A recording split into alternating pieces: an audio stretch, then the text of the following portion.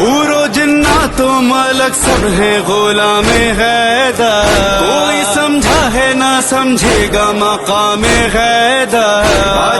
हैदरी रंग चढ़ा जब तेरे दीवाने पर, फिर तो क्या था कि जुबां कहती थी हैदर हैदर। कि मैं जिक्र करूंगा इस जबान से और इस आवाज़ से, उन्हीं का ही दिया हुआ है तो उन्हीं का ही जिक्र होना चाहिए। मिल रहे हैं आप अरहान नकवी से, फिल्मी दुनिया जैसी खूबसूरत आवाज़ और हीरो जैसा लुक। दिल्ली एयरपोर्ट पर ये एयरक्राफ्ट इंजीनियर हैं। इन्हें जब आप सुनेंगे तो आपको लगेगा कि कुदरत के रंगों की तरह वाकई अरहान नकवी का कमाल है और ये वाकई कितने खूबसूरत हैं। मैंने अपनी आवाज़ को सूफीज़म के लिए और खुदा के लिए, परमात्मा के लिए मैंने अपनी जिसे कहेंगे कि मैंने वक्फ कर दी, मतलब बाउंड कर दी कि मैं जिक्र करूँगा इस ज़बान से और इस आवाज़ से, उन्हीं का ही दिया हुआ है तो उन्हीं का ही जिक्र होना चाहिए। कहीं कहीं तालीम आपने ली संगीत की दुनिया की? जी, मैंने 7 इयर्स मैंने क्लासिकल ट्रेनिंग ली उस्ताद साजिद अली ख़ान साहब से, जो औरंगाबाद घराने से हैं, और वो उस वक्त दिल्ली में थे। तो हमने काफ़ी 7 साल तक उन्होंने, उस्ताद ने हमारे साथ बहुत बहुत ज़्यादा मेहनत की। 7 साल में मैं वेल ट्रेन कर दिया। मैं तो कभी ऐसा एक्सपेक्ट भी नहीं कर सकता था कि जिस तरह से मैं अभी आज मैं ट्रेंड हो गया हूँ, कि मेरे लिए ऊपर वाले के शुक्र से टच वुड कि मुझे कुछ भी करने से पहले सोचना नहीं पड़ता। ये सब पहली बात तो मेरे उस्ताद की मेहनत है और मेरे परवरदिगार का करम। फिल्मी दुनिया की तरफ रुख नहीं किया क्योंकि खूबसूरत हैं आप और खूबसूरत मंजिल भी है, और ऊपर से संगीत की दुनिया में सूफी गायन आपके पास। अगर ऐसा कभी मौका मिला कि मैं सूफीज़म को फिल्मी दुनिया की तरफ लेके जाऊं, तो ऐसा कभी अगर मौका मिला तो मैं ज़रूर जाऊंगा। और इस इंतज़ार में, हालांकि ये तो एक सफ़र है, एक सफ़र है एक आर्टिस्ट का, कि वो चलता जा रहा है, चलता जा रहा है, और कभी ना कभी देखिए ये मंजिलें आती हैं कि जिस वक्त आपको ऊपर वाला नवाजता है। और जब ऐसा कभी मौका आएगा किसी फिल्म लाइन में या फिर कभी उसमें कि मैं सूफीज़म को रिप्रेजेंट करूं अपनी आवाज़ से, तो मैं ज़रूर करूँगा। तो अक्सर लोग नुसरत अली ख़ान साहब को बहुत सुन रहे हैं और वो एक लिविंग लेजेंड है। उन्हीं के लिए कुछ चंद लाइनें उनकी लिए।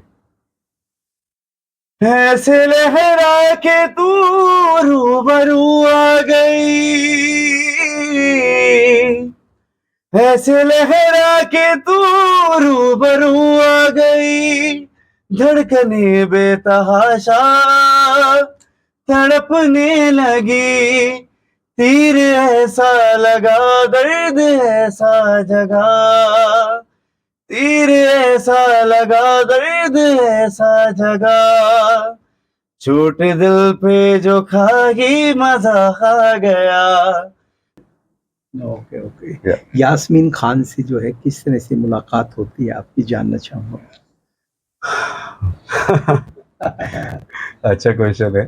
सो यास्मीन खान, जैसे इन्होंने बताया था आपको कि शी इज़ एडवोकेट। सो एक बार हमारे साथ हम कहीं ड्राइव कर रहे थे और रास्ते में हमें हमारी गाड़ी रोक दी पुलिस ने कि आप आगे नहीं जा सकते। और तो अब जाहिर सी बात है कि उनकी भी कुछ डॉक्यूमेंटेशंस होती हैं, वो हमें कोर्ट तक जाना पड़ा। वहाँ हमारी मुलाकात हुई। पहली बार कोर्ट जाना था और काफ़ी घबराहट भी हो रही थी, क्योंकि कोर्ट मतलब पहले कभी इस तरह से देखा नहीं था। तो जब मैंने देखा तो वहाँ मेरी मुलाकात यास्मीन खान से हुई, जिन्होंने ऐसी जगह पे इस तरह से मुझे कोऑपरेट किया, और मैं बहुत थैंकफुल था। और फिर इनका मैंने थॉट प्रोसेस जाना, फिर हमारी और भी थोड़ी सी बातें हुई अलग अलग डिफरेंट टॉपिक्स पे। सो फिर जैसी क्या होता है कि जब आपकी मेंटालिटी किसी के साथ मैच होती है, थॉट प्रोसेस मैच होता है, तो चीज़ें फिर आगे बढ़ जाती हैं। यानी सफ़र आपका रुका लेकिन हम सफ़र मिल गया। हम सफ़र मिल गया। ऐसा है। जी जी, ऐसा ही है। तो उसके बाद बातें होती रही। और उनकी सबसे अच्छी क्वालिटी ये थी कि उनकी जो मैक्सिमम सिमिलैरिटीज़ जो हैं, जी उनकी जो थॉट प्रोसेस है या उनकी चीज़ें हैं, उनकी पसंद नापसंद है, वो बहुत सी सिमिलैरिटीज़ मुझसे मैच करती हैं। यास्मीन खान से मैंने जब बात की, उनका इंटरव्यू किया, तो वो गुरुद्वारे जाती हैं, मस्जिद में वो जाती हैं, चर्च में वो जाती हैं, मंदिर में वो जाती हैं। तो क्या इन्हीं राहों पे आप चलते हैं? जी बिल्कुल। और अगर जो ऊपर वाले को सही तरह से फॉलो करता है, अगर वो ये जानता है, अगर उसे ये समझ में आता है कि वो कण कण में है, सारे ग्रंथों में, आप कुरान उठा लें, आप गीता उठा लें, आप बाइबल उठा लें, या आप कोई भी धर्म की किताब उठा लें, तो उसमें एक ही बात कह रहा है कवि के कण कण में है ऊपर वाला भगवान, कण कण में है परवरदिगार, हर जर्रे जर्रे में है। तो जब वो जर्रे जर्रे में है, तो मैं उसकी इबादत करने के लिए या उसके आगे सर झुकाने के लिए बहुत अजीब बात हो जाएगी कि मैं ये सोचूं कि मैं मंदिर जाऊं या मस्जिद। जी, वो तो सब जगह। जी। और रसोई में कितना टाइम देते हैं आप? रसोई में कितना टाइम देता हूँ? रसोई में थोड़ा बहुत, वक़्त मिल जब जाता जब मुझे वक्त मिलता है। है, गुनगुनाते हुए क्या कुछ बनाते हो? गुनगुनाते हुए जी, मैं कॉफ़ी अच्छी बना लेता हूँ। कॉफ़ी। कॉफ़ी बना लेता हूँ, चाय बना लेता हूँ। तो जो मुझे जितना टाइम मिलता है मैं उस हिसाब से। और क्या-क्या शौक है आप? और मेरा शौक देखिए, मेरा शौक ये है कि मेरा ट्रैवल करने का बहुत शौक है कि मैं उसकी बनाई हुई जो जगहें हैं ना, उसकी जैसे कहेंगे कायनात को हुँ, हुँ। देखना, मुझे देखने का बड़ा शौक है, मुझे घूमने का बड़ा शौक है।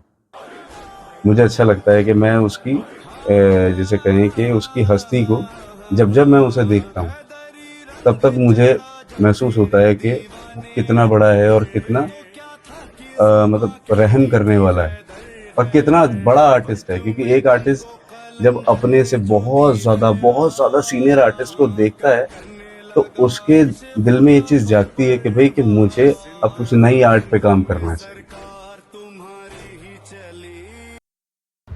मेरा सफ़र इस तरह से हुआ कि मैं शुरुआत में पहले मेरी स्कूलिंग हुई डीएवी दिल्ली से, और उसके बाद हमने BTech MTech in aeronautical engineering, उसके बाद हमने डुअल एमबीए किया हॉस्पिटल ऑपरेशंस में एंड मैनेजमेंट में।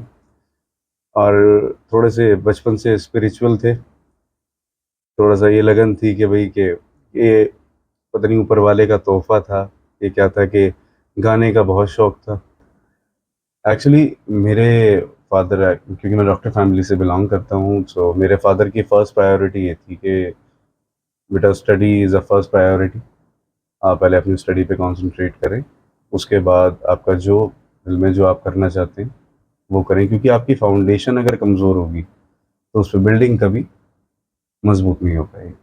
ये है कि मेरा इंटरेस्ट जो था वो प्लेन्स में बहुत ज़्यादा था। इनफैक्ट कि जब मैं छोटा था तो मैं अपने फादर को कह दिया करता था, क्योंकि मैं मुझे फाइटर जेट्स बहुत पसंद थे। तो मैं अपने फादर से कहा करता था कि पापा कितनी भी ठंड हो या कैसे भी हो, मुझे 26 जैन की जो परेड है वो मुझे सुबह 5 बजे देखनी है तो देखनी है। वो मेरे लिए पासेस अवेलेबल करके लाया करते थे और मैं जाया करता था। तो मेरा एयरक्राफ्ट्स को लेके एक इंटरेस्ट था और शौक था कि मैं कभी या मैं प्लेन को डिज़ाइन कर पाऊँ या फिर मेंटेन कर पाऊँ या पायलट बन पाऊँ। मेरी पोस्टिंग मुझे अप्रॉक्सीमेटली 7 इयर्स हुए हैं इस एक्सपीरियंस में, और मैं दिल्ली एयरपोर्ट पे पोस्टेड हूँ इन एमिरेट्स एयरलाइंस, और अभी as a senior inspection engineer हूँ मैं एमिरेट्स में। हाँ, तो वही धीरे धीरे मेरा सफ़र चला। पहले मैं यास्मीन खान से मिला जो आज मेरी वाइफ हैं, और ऐसे ही करते करते उनके फादर जो थे बाबा हिंदुस्तानी, मैंने उनसे मुलाकात की, और जब मैं उनसे मिला तो मुझे ऐसा लगा कि मेरा सफ़र मुकम्मल हो गया। क्या? क्योंकि जिस तरह से मैंने उनकी बातें सुनी और सीखते सीखते सुनते सुनते मैं उनका शागिर्द हो गया, शागिर्द कह लें, स्टूडेंट कह लें। तो मैं वो चीज़ें सीखता गया। फिर मैं इक्वलिटी पे, क्योंकि उनका सबसे पहला और हमेशा एक फर्स्ट प्रायोरिटी पे ये मोटिव रहा है कि इक्वलिटी, कि धर्म, जाति, ये सब बहुत छोटी चीज़ें हैं उसके आगे। क्योंकि वो रोटी तो सभी को दे रहा है, खून तो सभी के जिस्म में एक ही है, जिंदा तो सभी है, दे तो वो सभी को रहा है। अगर वो मुसलमानों का परवरदिगार होता सिर्फ, तो शायद इस धरती पर मुसलमान ही जिंदा रहते। अगर वो सिर्फ हिंदुओं का भगवान होता, तो शायद धरती पर सिर्फ हिंदुओं को रहने का राइट था। लेकिन ऐसा नहीं है, वो सबका है। जब वो किसी को देने में भेदभाव नहीं कर रहा, तो हम उसे मानने में किस तरह से भेदभाव करें। ये शिक्षा मिली मुझे बाबा हिंदुस्तानी से। सबसे पहले तो मैं जो वर्ड्स आप लोगों के सामने मैं गाने वाला हूँ, उसका टाइटल है मैं कदा। क्या बात। मैं कदा अक्सर लोग क्या होता है कि गाने हरिवंश राय बच्चन की मधुशाला। कह सकते हैं आप, लेकिन ये मैं कदा थोड़ा दूसरा तरीके का मैं कदा है। ये रूहानी है। ये रूहानी मैं कदा है।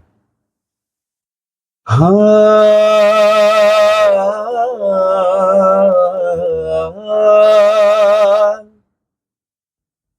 ये है मैं कदा, ये है मैं कदा, यहाँ रिंद है, यहाँ सबका साकी इमाम है।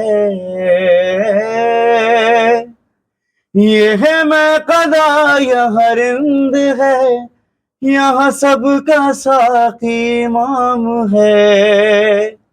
ये हरम नहीं है शेख जी, यहाँ पार साई हराम है। ये है मैं कदा, ये है मैं कदा, ये अबू दुराब का मैं कदा, यहाँ पीने आते हैं औलिया, यहाँ साकी हसन हुसैन है, यहाँ साकी हसन हुसैन है। ये फकीर उनका गुलाम है। ये है मैं कदा, ये है मैं कदा, ये है मैं कदा, ये है मैं कदा, ये है मैं कदा, ये है मैं कदा। ये जो कव्वाली है, ये मैंने डेडिकेट की है अपने वर्ड्स बाबा हिंदुस्तानी को। एक दिन आएगा जब अरहान नकवी को आप फिल्मी पर्दे पर सुनेंगे। इनकी मंजिल, इनकी कहानियाँ, इनके कदम और इनके सपने न जाने कितनों के लिए तब नया रास्ता बन जाएंगे। मुकेश सोढ़ी, न्यूज़ 9 हिंदी। वली